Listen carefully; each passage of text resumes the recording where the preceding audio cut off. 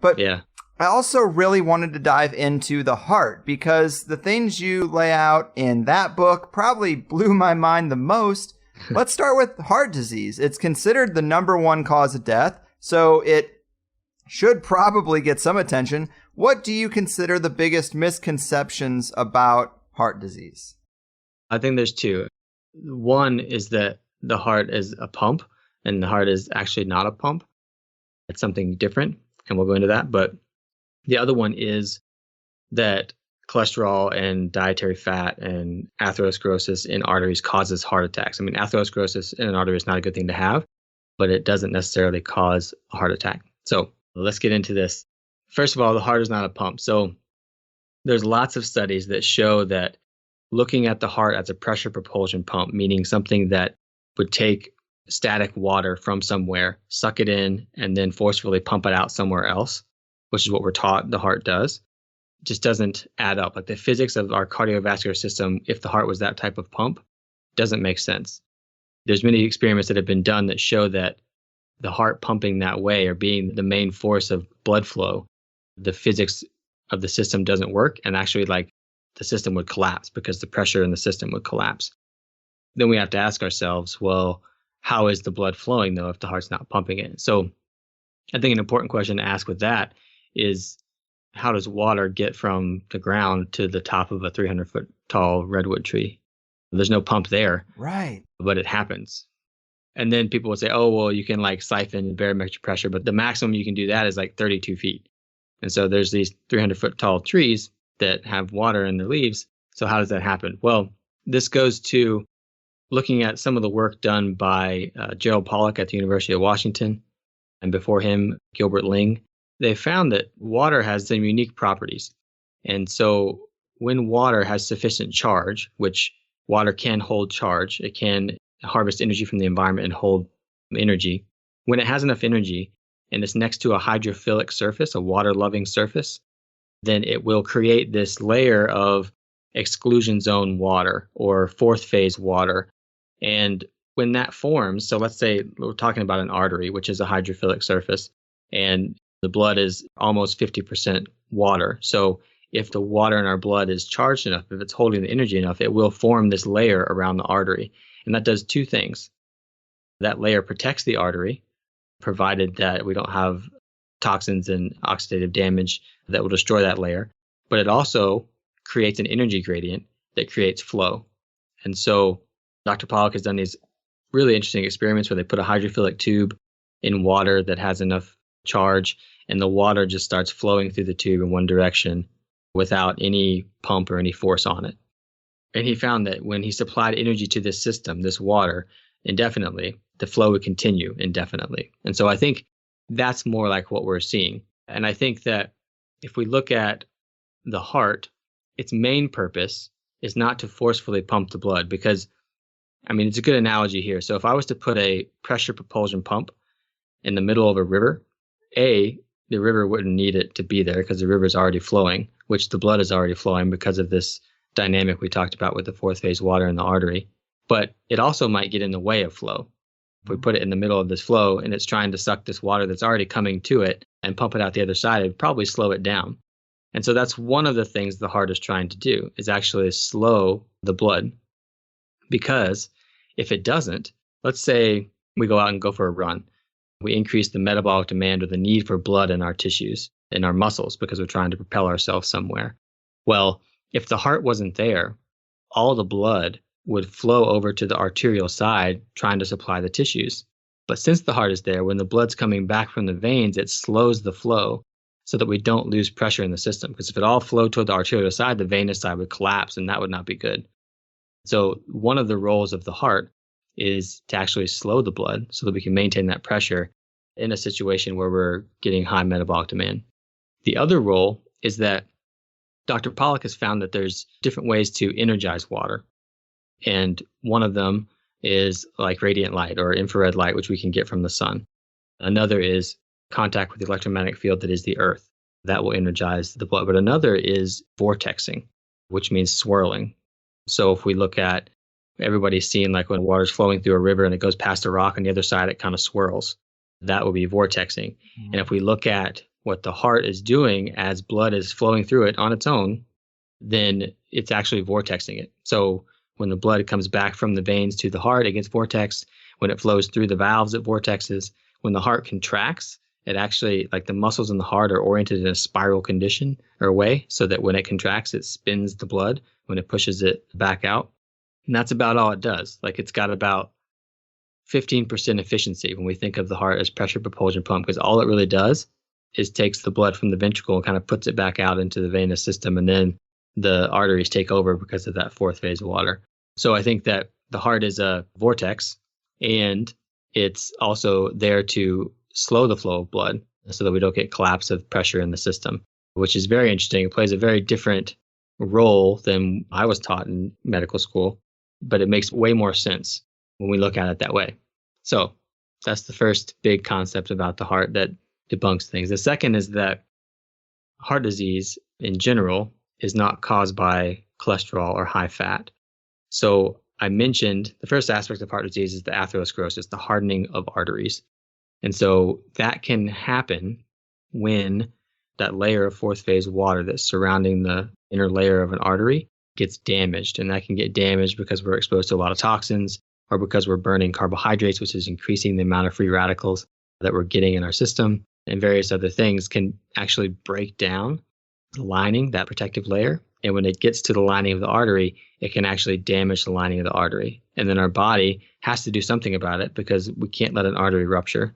So what it does is it takes cholesterol and some minerals like calcium, things like that, and it kind of uses it as spackle to plug up that area so that it doesn't rupture. So cholesterol is not what's causing atherosclerosis, or too much cholesterol in the blood is not causing atherosclerosis. It can get elevated in the blood because there's inflammation that's leading to the damage of this artery, so that we need more cholesterol there to be spackle. So that's the first aspect. So atherosclerosis is caused by free radical damage, toxins and free radicals being produced from eating too many carbohydrates and things like that. The second aspect is that heart attacks are not caused, or I guess the vast majority of heart attacks are not caused by acute blockages. So we think of as like this stenosis of an artery or closing off of an artery that's because of the atherosclerosis that leads to a further and further blockage of an artery around the heart. Or we think of maybe an artery does rupture and we get a clot formation, and that clot flows down to an artery. And so there was some very interesting work done by a guy named Beraldi, who's Italian. And he found that the vast majority of heart attacks had no clot. Well, he found that 50% of the heart attacks in the autopsies he did, there was no clot there. And the ones that there was a clot, he found that the clot was a result of the heart attack, not the cause of the heart attack. And then there was about, I think, like 3.5% where they were caused by an acute blockage, but that does not account for, the hundreds of thousands of heart attacks we see every year. And so if we look at this further, we'll find that what happens in a heart attack is actually a response to, it's actually your body going back to a kind of a more ancient response from your nervous system. So our nervous system is designed to perceive our environment and let us know if we're in a safe or threatening environment. And so before bigger reptiles came around, there was this one nervous system pathway that did that. And it was the vagus nerve, but it was called the dorsal motor nucleus of the vagus nerve. And so when that got overstimulated, it would shut metabolism down, maybe even slow the heart rate. And this was when it was advantageous for animals to fake a death. And so that was the mechanism at play there. But then as the organisms got more complex, and especially mammals who are much more metabolically demanding, meaning we can't shut down organs like that without major consequences. We can't fake death without, actually causing damage. And so we evolved this second pathway of the vagus nerve called the nucleus ambiguous pathway. And so that is the vagus nerve, the one that everybody talks about stimulating the parasympathetic aspect of the vagus nerve, rest and digest. Everybody talks about stimulating that. And so, unfortunately, in today's society, we're in this constant state of stress. We tend to take non-life-threatening things as life-threatening because we think too much. We're the only species that can think our way into a stress response.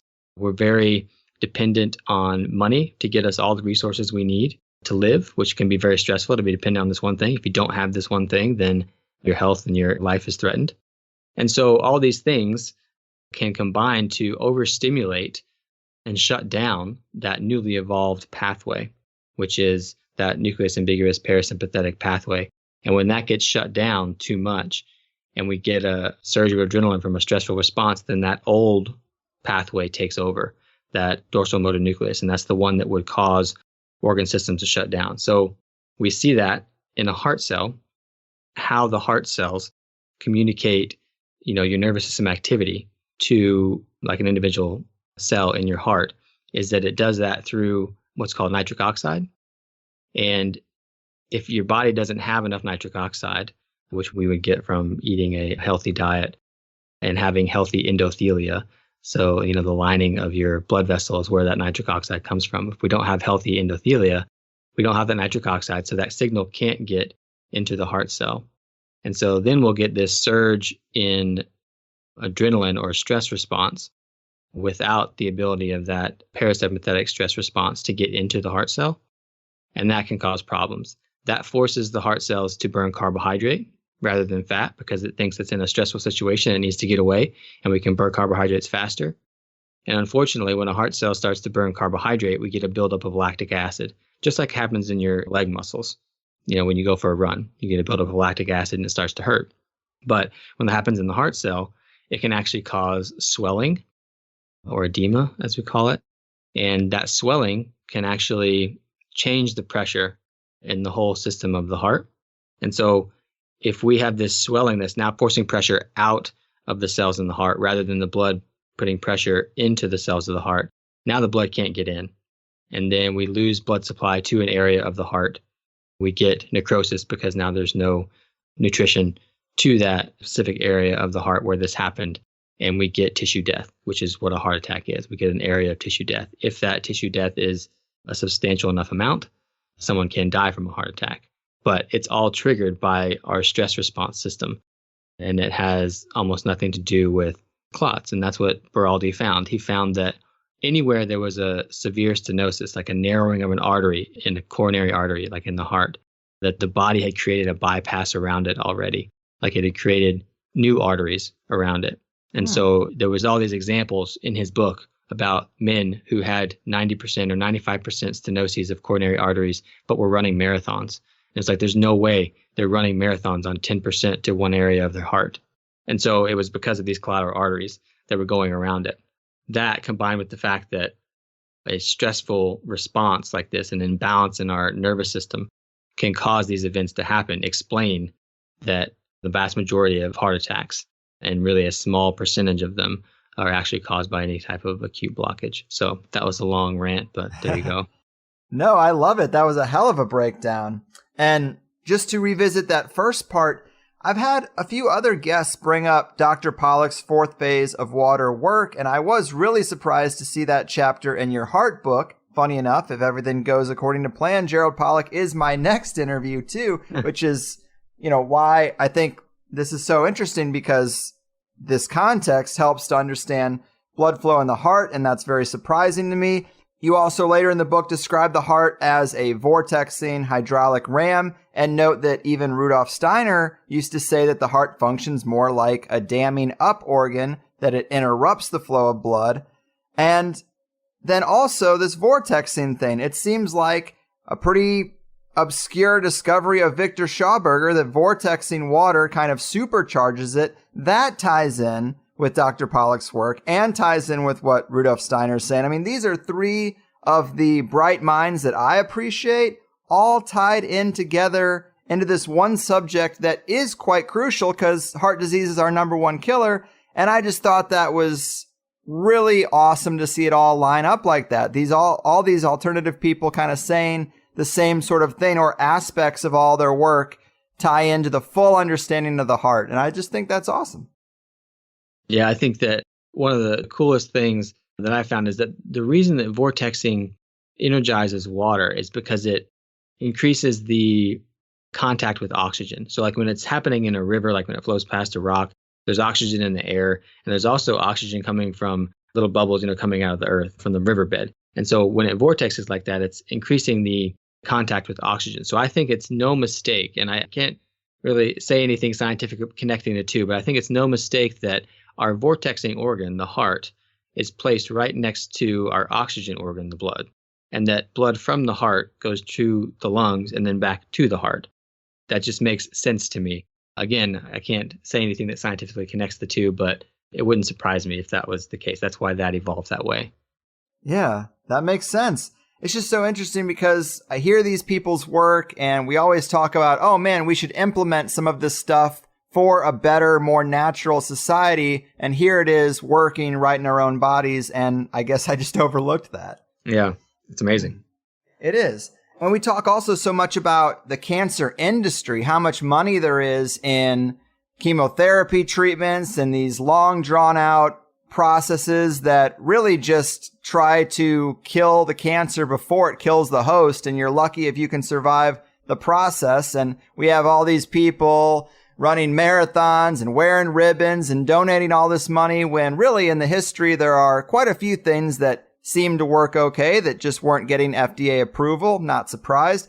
But the heart health industry is just as big, and we don't really ever criticize that as much. But how often do you hear people say, oh, I'm going in for a double bypass, quadruple bypass, getting a stent in the heart? And it's kind of the same thing. Then they're told, oh, don't eat a steak after this, Mm-hmm. Well, that's kind of backwards, right? Yeah, totally backwards. And there's so many big studies that looked at big populations. There was one that was at a heart disease center in Houston, looked at 100,000 heart surgeries over 10 years, bypass surgeries. And their conclusion, there was no benefit to these surgeries. And to me, it makes sense because Beraldi found that, I'll explain what Beraldi did. If you've ever been to like those Body World exhibits or the Animal Inside Out exhibits where they make a plastic cast of the arterial system of an animal or a fish or something like that, or a human, that's what he did pretty much. He took the hearts of people who had heart attacks, who didn't have heart attacks, or people who just died of an accident, anything, and he started studying them. So he would pump this neoprene or this substance that was liquid, and then when it dried, it became solid plastic, and he pumped that into the arteries. And then he took hydrochloric acid and dissolved away the tissue, and he was left with this mold of the arteries of the heart. And like I said, what he found was that anywhere that there was a more than 70% stenosis or narrowing of an artery, like a main artery of the heart, there was at least anywhere from 16 to 30 collateral arteries, the arteries that went around it, bypassed it by itself. So it makes sense that these bypass surgeries aren't working because the bypass is usually already there. The body's already created it itself. And so when I see the research like that, and then I find the work of someone like Beraldi, it makes absolute sense. Mm-hmm. Indeed. And so what do we do with this information? I mean, proper blood flow, it relates to easy water. And you mentioned ketones. Is there a relationship between ketones and easy water? Or I guess what I'm asking is how can we use this new understanding to then pivot towards healthy hearts? Yeah. So to me, there's three things that people need to do to get a high performing heart. So one is we need to reduce our oxidative stress. So I'll explain what that is. So oxidative stress is basically when we have molecules in our body, there are certain molecules that can come around that we can make through the process of making energy or that we can get exogenously from like toxin exposure. And they're called free radicals. And that just means that they have an unpaired electron and they want to be paired really badly. I tell patients that it's like the Looney Tune Tasmanian devil. They're running around like that, causing damage to anything they find, trying to find that extra electron. And so they'll do that. They'll take it from anywhere. They'll take it from exclusion zone water. They'll take it from tissue. They'll take it from anywhere. We have systems in place that are designed to mitigate them. Our antioxidant system is designed to donate that electron without causing damage. But if we get too many of these free radicals, that will damage the lining of the endothelia and the exclusion zone water. So that's one thing. We've got to reduce the amount of oxidative stress, reduce the amount of free radicals that we're exposed to. So that's eating a higher fat diet. So we're making less of that exhaust, so to speak, and then also really reducing your exposure to toxins. Now, as far as ketones go, ketones are something that's made when we're burning fat. And so it actually turns out that our brain and our heart and most organs prefer to burn fat for energy. If given the choice, they will. And when you add ketones to that mix, then their efficiency increases like up to 28%. So pretty impressive. Now, when we eat a lot of carbohydrates, we're training our body to burn carbohydrates as fuel. And when we eat more fat, when we get into ketosis, which is like the buzzword in health circles these days, we're teaching our body to burn fat and then ketones as well. And so before I was talking about how we can get this surge of adrenaline or a stress response that can send us down that cascade of events that leads to a heart attack. And one thing that can prevent that from happening or make it less likely to happen is that if we are fat burning, if our hearts are very good at burning fat and used to burning fat, then they are less likely to convert to burning carbohydrate, which will create that lactic acid, which will create that burn, like in your heart angina that people feel, and eventually lead to a heart attack if the stress response is high enough. So being fat burning, eating a high fat diet, eating good fats, not canola oil, not vegetable oils, those are terrible fats, but the good saturated fats from grass-fed animal products and grass-fed butter and egg yolks and things like that. Those are the good fats that are going to teach your body to burn fat. And then the third one is, I've been talking about this stress response situation. And so, I touched on a little bit how within our society today, we're living in this society that really stimulates this stress response because we are taking non-life-threatening situations and having life-threatening responses to them in our physiology. So this is largely the work of Dr. Robert Sapolsky out at Stanford, and he's studied like the normal stress response in animals in the wild. And like they don't have one.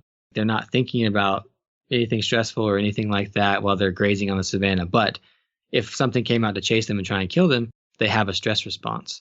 And they have that response until they get away, if they get away. But once they get away, the stress response shuts down.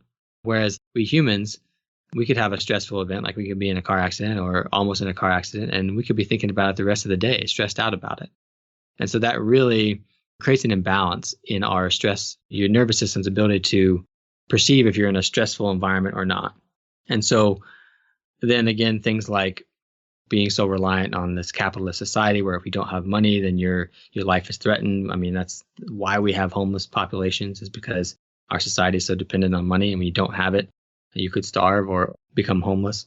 Things like social isolation. I think that technology has allowed us to communicate very, very well across long distances, but it's also socially isolated us. We are evolved to be in contact with other humans and other animals, and the more isolated we get. There was a study done in elder people who had already had a heart attack, and those people who did not have either a close friend, a spouse, or a pet, I think it was like 5 times more likely to have another heart attack than people who did have those things. So we're definitely supposed to be in contact with other living things. We're social beings, and isolation is one of the biggest stimulators of that imbalanced stress response. So the third thing, I think the most important thing that people need to do for healthy hearts is rebalance that stress response. And so these days, if you look up anywhere on Google, like how to stimulate your vagus nerve, you'll find all these different ways to do it. And when I look at all those different techniques that people do, it's us getting back to the state that we evolved in. So back to nature, which also is very calming to your nervous system. It's back in contact with people that your tribe, so to speak. It's meditation, it's yoga, it's things like that that calms your mind. Those types of things are having a physiologic retraining of your nervous system. And that's probably the number one thing people need to do to create healthy hearts and prevent heart attacks. Mm-hmm. And in terms of stressors, media is a big one too. Like, very big one. Tune into the nightly news every night if you don't want to be stressed out. It's also negative. Oh, yeah, indeed. Man, this is just also eye-opening, especially the easy water stuff, because you learn, this is why infrared saunas are so good for us. This is why laying out in the sun is important. It supercharges the water in our cells.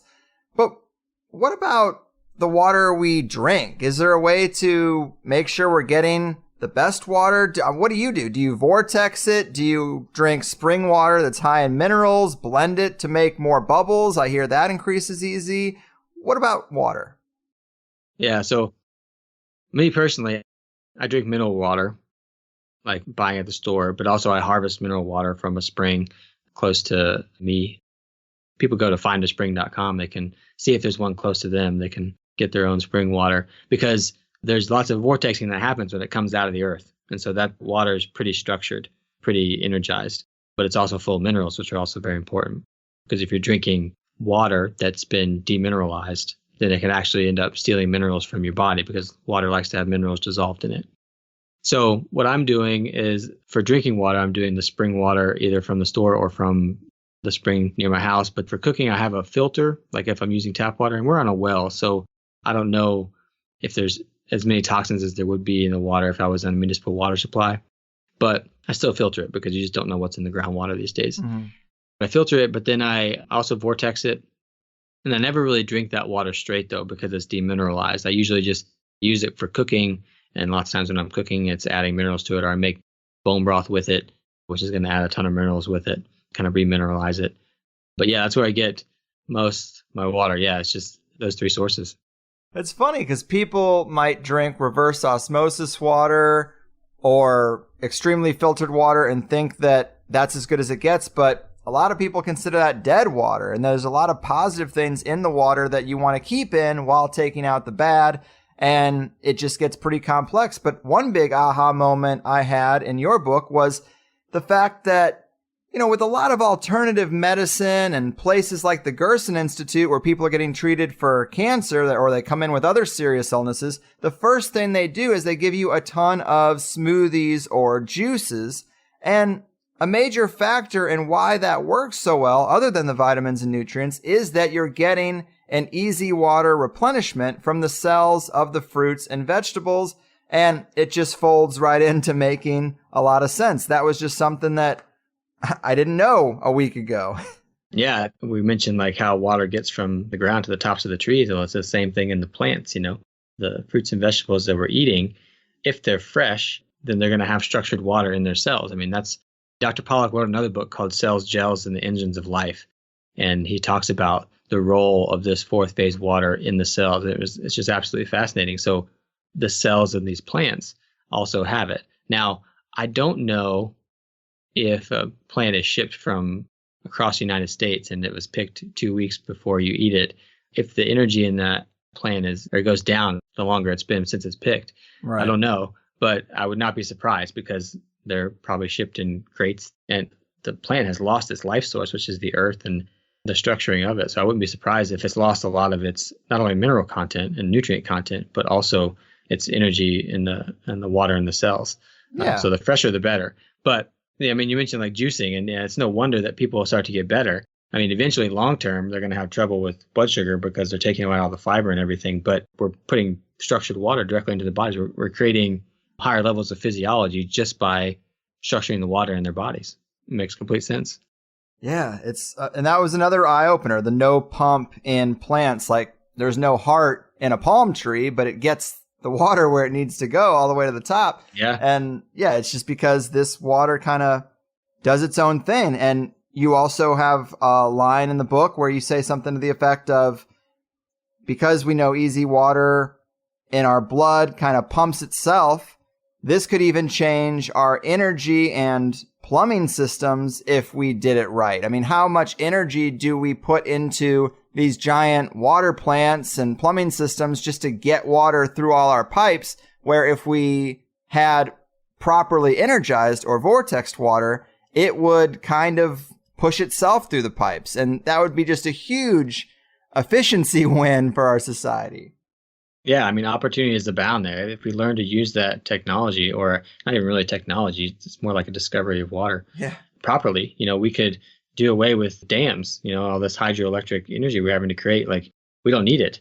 We don't need the river flow. We could create flow ourselves, you know, or design a system where the water would flow itself. And so we don't have to destroy these ecosystems by putting up dams and things, I think. But we'll see if anybody gets a hold of this technology and funds the research to develop devices like that.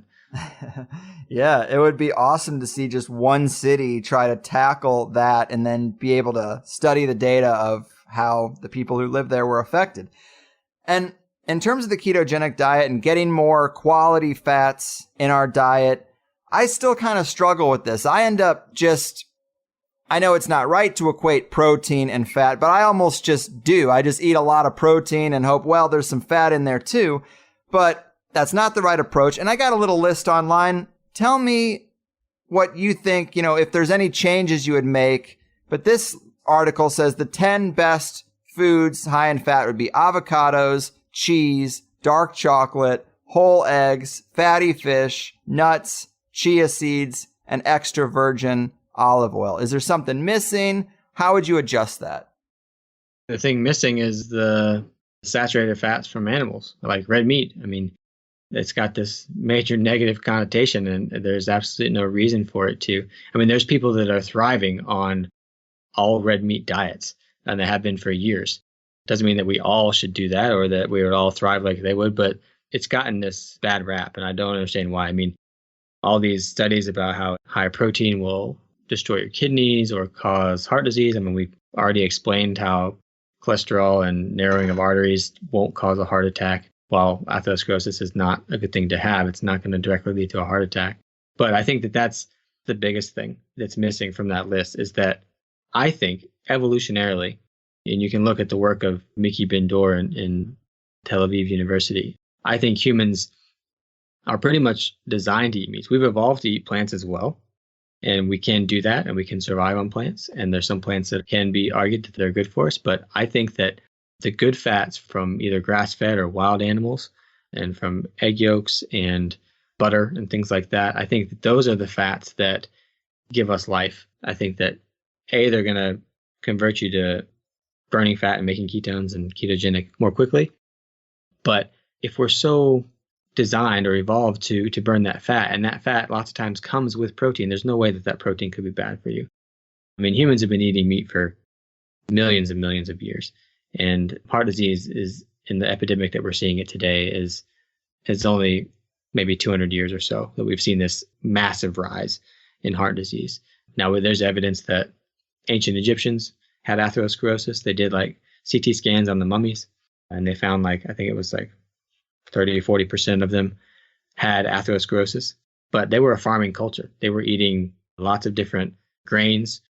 It's very well known based on the study of their culture that they didn't eat meat that much. It wasn't a huge part of their diet.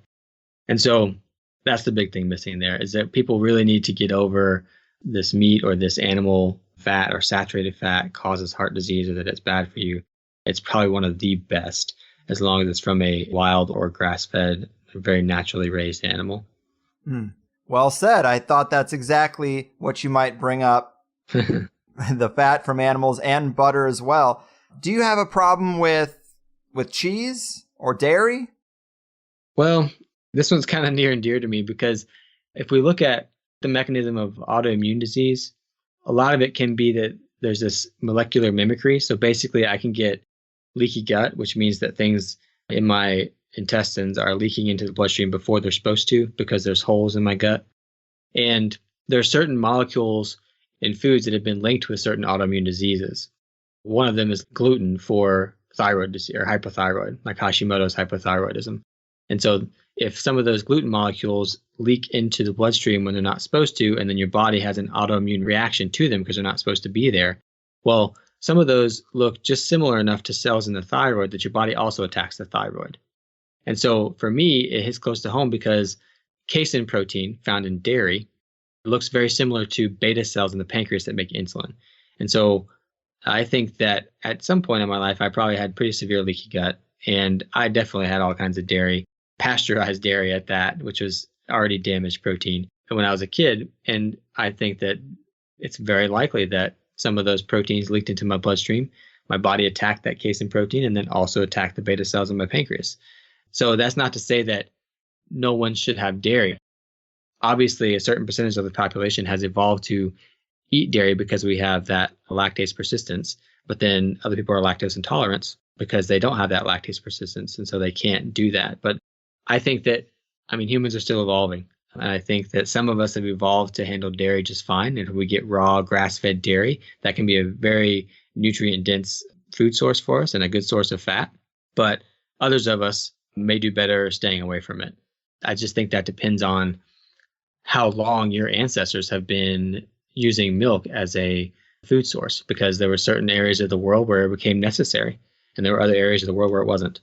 And so it's really hard to trace your genetic line these days and figure that out. But maybe one day we'll have some sort of testing that could tell us that. I think we're getting pretty close, but If I was going to do an elimination diet and figure out what foods were triggering people, I would not include dairy, and then have them add it back and see if they did well with it.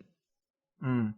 Yes, well, I hope my ancestors have been doing it for a while, because I have quite a dairy addiction. More so, I could give up sugar a lot easier than I could give up dairy, I think. Yeah. And so with the ketogenic diet, I hear about it on a lot of podcasts, and it almost seems like you already have diabetes with all the blood monitoring and the daily attention to detail and the biohacking that is involved with the people who are really into the ketogenic diet. I just don't know that kind of monitoring and stuff is something I could keep up with. And it doesn't have to be that way. As long as you're eating the right things, you could probably forego all the insane monitoring. But how do you feel about ketone supplements or pills, or taking them in that form?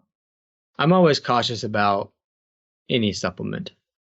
I think that they can be useful, exogenous ketones.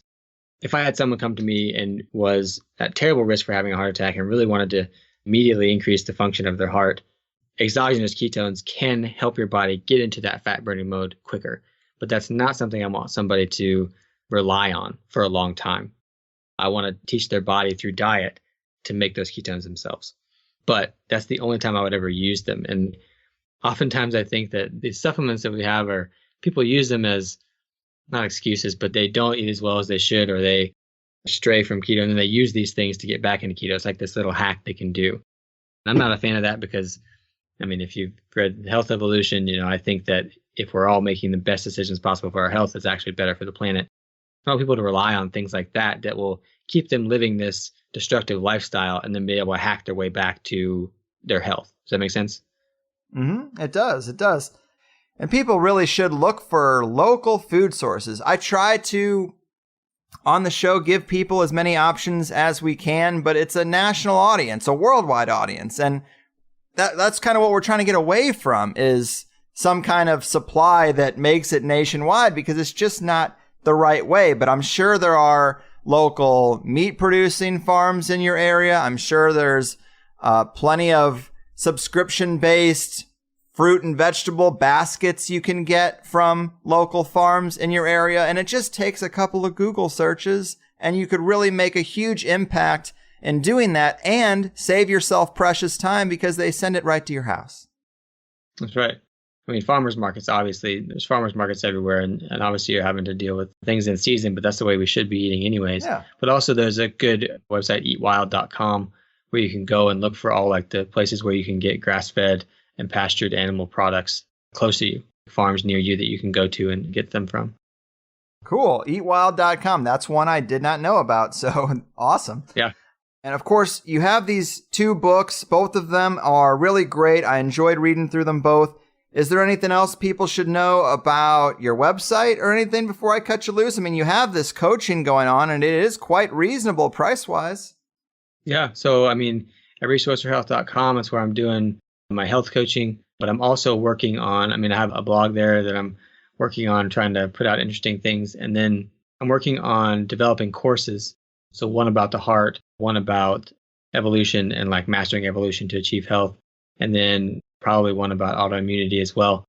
I'm working on those because I'm trying to get as many different avenues for people to hear the message and improve their health. Whether they like to read a book or listen to podcasts or do the health coaching or do online courses. Like, I'm trying to get as many different ways out there as possible. So I'll have those up on the website, hopefully, if I can figure out how to do it soon. But that's what I'm working on now. And then, I'm trying to make the website a place where there's as many different resources as possible. So I'll be doing little ebooks and things like that. People can find all kinds of information there.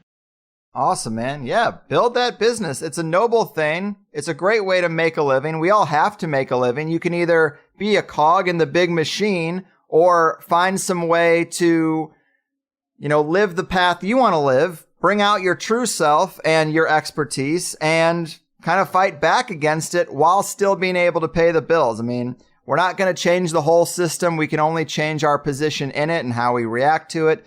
So I think that's great. Yeah, and show people a way to do it as well. That's one goal for me. Indeed. Cheers to that. But I do think some context for your life and your story would be a great way to start, just because I've had a lot of alternative, or maybe we should just say natural health advocates on THC. And it's usually because of a personal need that they actually undertake the huge task of getting diet right, learning about suppressed or little known elements of health and wellness. And that seems like it was true for you too. It was kind of a situation of either change your way of life or completely lose your quality of life. For sure, yeah. So at a very young age, I was diagnosed with multiple inflammatory chronic conditions, things like asthma. I used to have terrible allergies, had IBS. I used to like break out in huge hives all over my body just because of an inflammatory reaction. And then ultimately ended up with type 1 diabetes, which is an autoimmune condition. And so I was kind of thrown headfirst into the Western medical world because that's all me and my parents knew what to do at the time. And I guess that as I grew up, especially in college, when I found an interest in health and found that my lifestyle made these things easier to manage, but especially when I went off to get a medical degree and get, functional medicine training, I really started to look at what Western medicine was missing and why it wasn't giving me solutions. It was just kind of suppressing the symptoms that I had associated with these conditions. And so digging further and further and further, because even my medical education, like as a chiropractor and in functional medicine, it was focused on diagnosis. We do all these tests, blood tests, or assess symptoms and find a diagnosis. And then that gets us to how we can treat. Now, functional medicine was a bit different because we're looking for the why, but I am ever curious, I guess, and I just wanted to know the why of the why. We want to know why these people are sick, but why are they getting sick in the first place? And so eventually led me to evolution, which is where I wrote this book. But when I really started honing in on evolution and applying that to humans and our health epidemic, I really found the answers I was looking for, that I had been looking for my entire life. And they were ultimately things that led me to the lifestyle changes I made that got rid of all those conditions, aside from the type 1 diabetes, which is kind of collateral damage. So, yeah.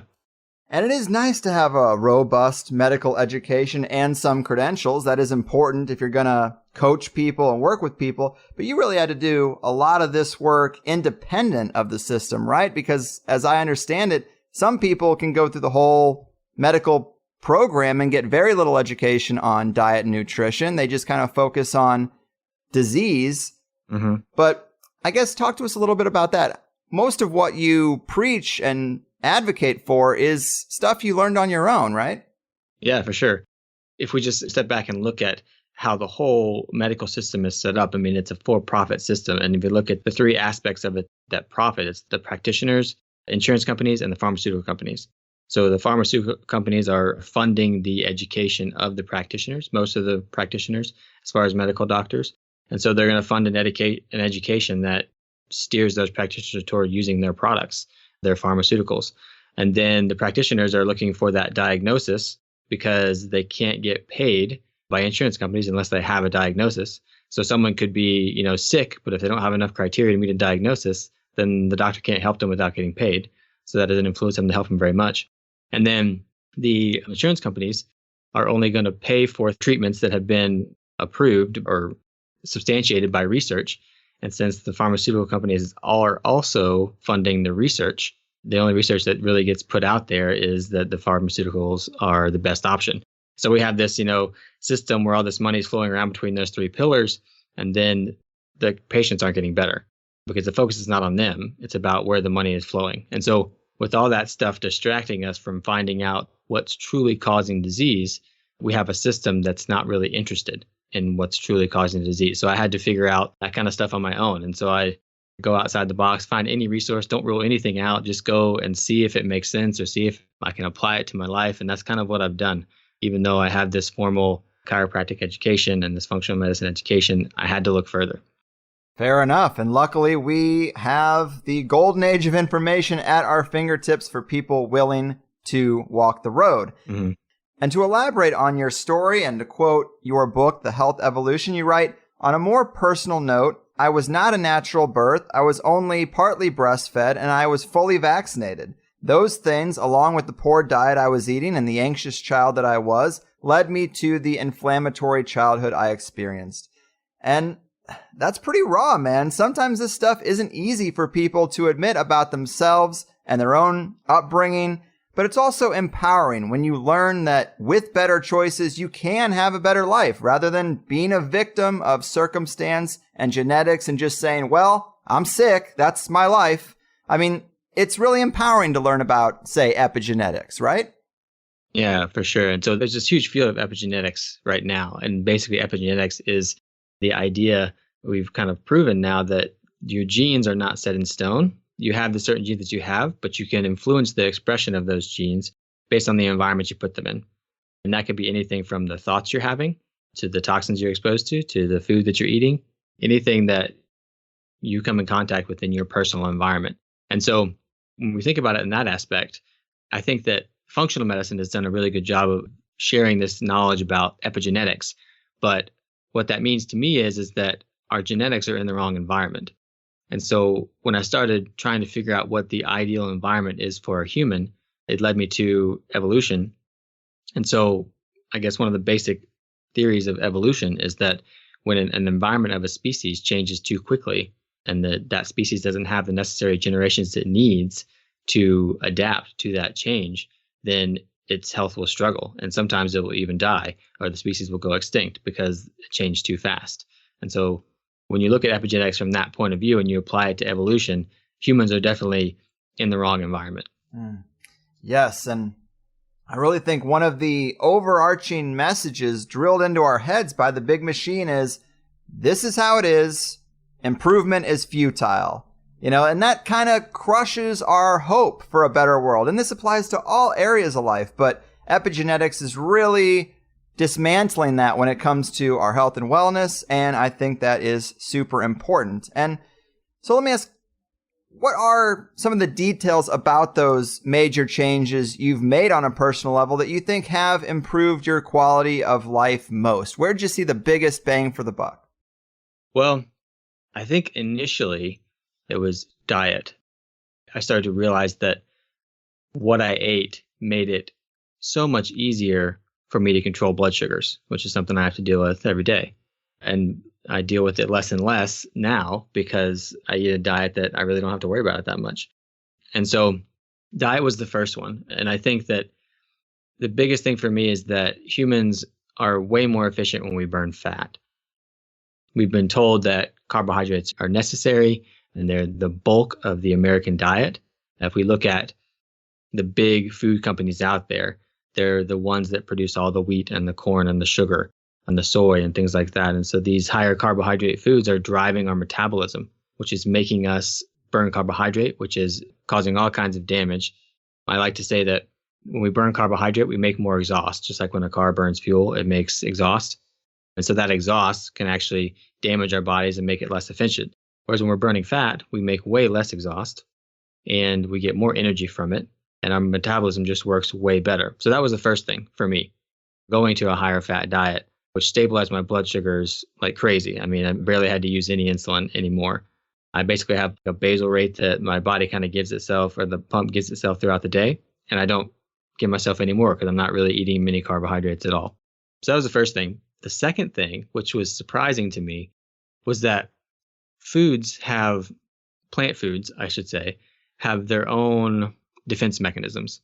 And so these have become popular, known as like lectins or phytic acids or oxalates. These are things that foods have in them naturally that disrupt our physiology. They're trying to defend themselves against us. And when I started eliminating foods that had a high amount of these anti-nutrients, as they're called, my blood sugars stabilized even more. This was when I really was able to just set a basal rate and then kind of forget it. Didn't have to bolus for every meal, give myself more insulin because my blood sugars were just stable. And for a type 1 diabetic, that's phenomenal because I'm sitting here trying to think like a pancreas, and give myself the right amounts of insulin. And now I don't have to worry about it really. As long as I stick to the diet that I think humans really evolved to eat, then I'm doing fine. Well, that's good to hear. Yeah. And yes, we all know our environment is full of toxins, but you do bring up in the book these anti-nutrients. And I think people know far less about that. As you mentioned, lectins, which are found in grain and some vegetables, but you also list phytic acid, which is found in legumes, oxalates found in some greens, tannins found in many teas. This is interesting. I mean, it makes sense that some plants do evolve to have these kind of natural defense mechanisms and they aren't great to consume. But I think we're surprised by some of that because it's always about eat more greens and tea is very healthy. Yeah. Is there certain popular tea out there that you would avoid or some of the main greens people are probably eating? Where do you think people are probably eating the most anti-nutrients without knowing it? I think that grains and legumes are probably the two highest that people are eating a lot of, mainly because they're added to a lot of processed foods. Grains and then things like soy can be very processed and added to a lot of processed foods. So if you're avoiding processed foods, you're avoiding some foods high in lectins or anti-nutrients. But we also got to talk about the processing of some of these foods. So in the past, humans have made some of these foods more tolerable because of the way they process them. So if we're talking about grains, using like a sourdough where it's fermented actually reduces the amount of anti-nutrients. Doesn't mean they're not gone. They're still there, but there's way fewer of them. Or soaking beans before you eat them. This has made them more tolerable. I mean, beans are notorious for making us gassy because they have these indigestible proteins, these anti-nutrients. But if we soak them and we get rid of the soaking water, that can decrease the nutrients. Things like if you get like oxalates in some of the greens, like spinach has pretty high oxalates, kale has pretty high oxalates, but if you cook them, it decreases that exposure to them. I guess the amount of the oxalate would affect you. And then things like lectins in nightshade vegetables. So if we look at, which is very interesting here, the Italians eat a lot of tomatoes, and that's a nightshade vegetable that's pretty high in lectins. But if you look at the way that they make their pasta sauce, they blanch the tomato, take the skin off, and then they take the seeds out. And the skin and the seeds is where all the lectins are. The vast majority of them are. And so then they make their sauce with what's left. So they're getting way less lectins in the way they eat most of their tomatoes. And so it's part of the reason why they seem to do better on this high tomato diet that they have like in Italy.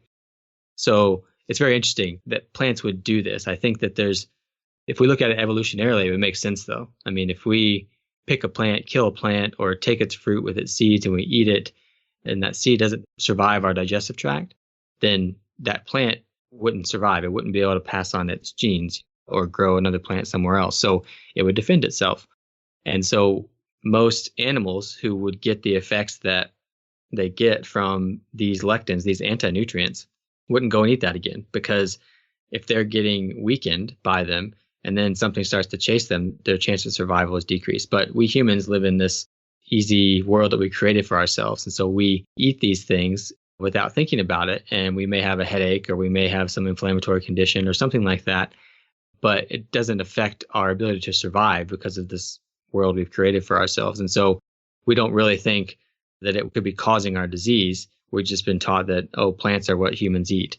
And that may not be the case all the time. So, yes, the world is complex and we have really lost our education, and we really kind of got to get back into understanding the complexity and the nuance rather than just saying eat natural things and avoid the drive-thru. I mean, it is more complex than that. Well, Dr. Stephen Hussey bringing all sorts of fun stuff to the table, and I hope you had a good time. I know when Dr. Hussey contacted me and sent over his books, and I saw the fourth phase of water was a chapter in his heart book, I knew it was going to be worth getting into. I mean, this ties right back to the water alchemy episode with Shaman Janir. And understanding this about the body is really interesting to me.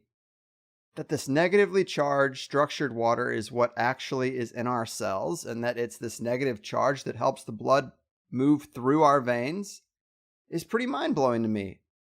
It's energy, it's motion with very few ingredients, because it makes so much sense. It speaks to magnetism and charge, and these sorts of ether physics principles being right there in plain sight.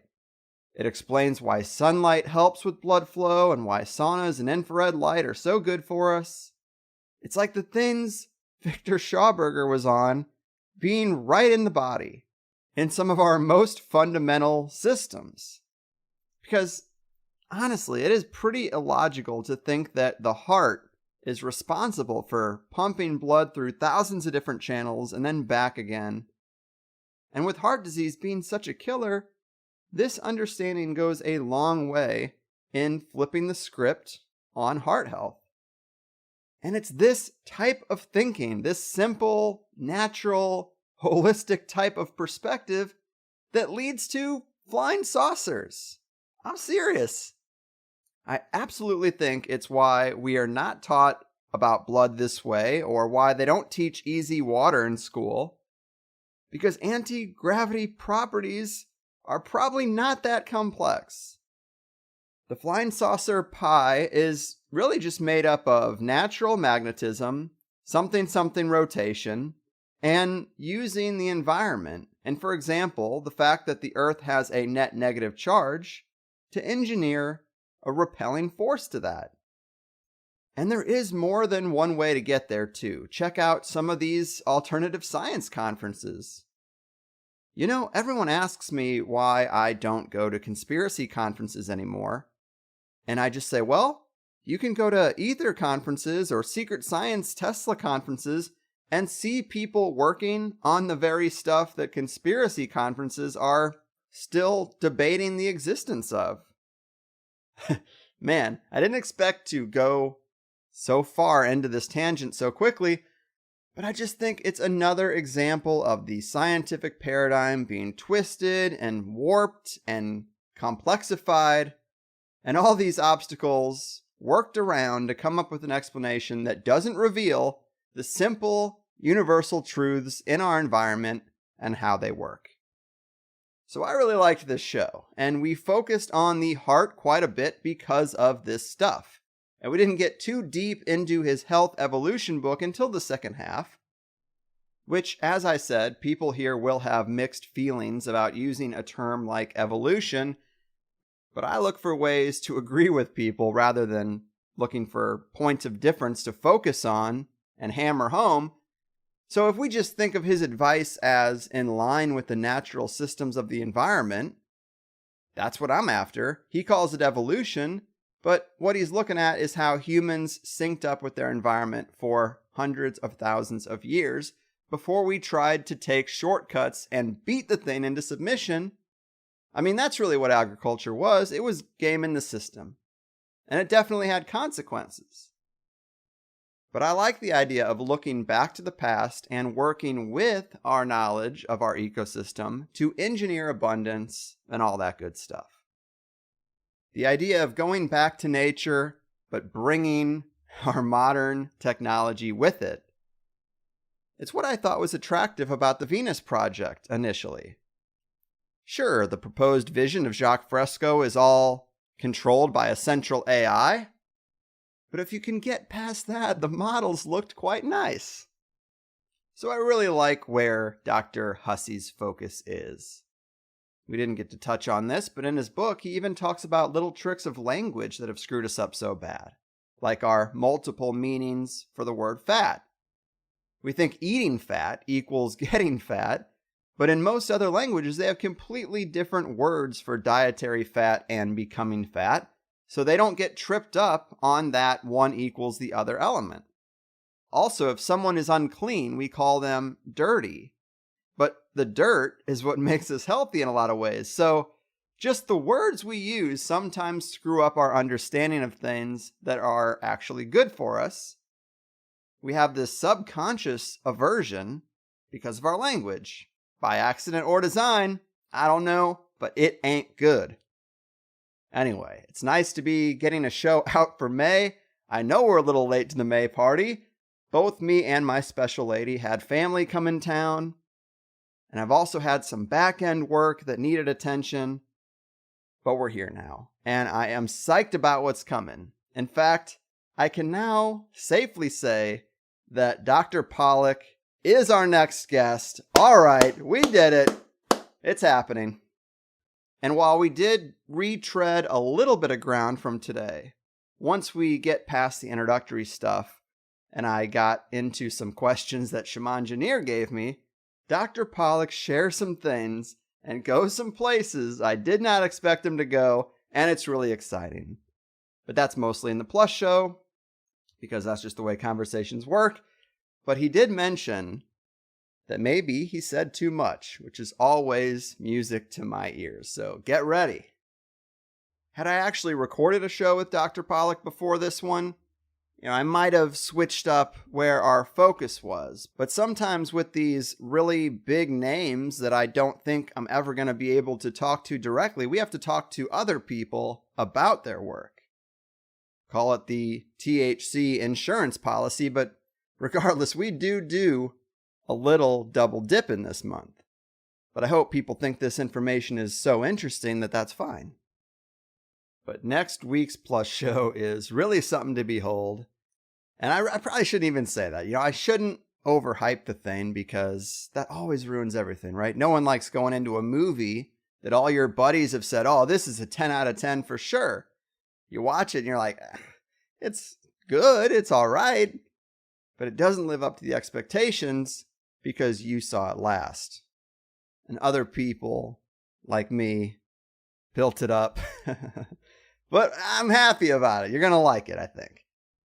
But today's Plus show is great too. We talked about how our pets keep us healthy, wild versus domestic fruits and vegetables. I mean, you hear that all the time with animals, but this actually comes into play with plant life as well. Of course, you got to give a little dedication to the modern EMF soup that we're living in and what it's doing to our bodies. If you're going to do a health show, it's got to be there. We talked about what Dr. Hussey calls the selfish solution, new and exotic healing technologies, and the good doctor's health coaching success stories. So treat yourself. Of course, a podcast like ours is going to have way more free listeners than paid. It's like 1 in 20 actually get the full show. But man, it would drive me crazy if I thought the first hour was good enough and valuable enough to keep tuning into it and then not get that second hour.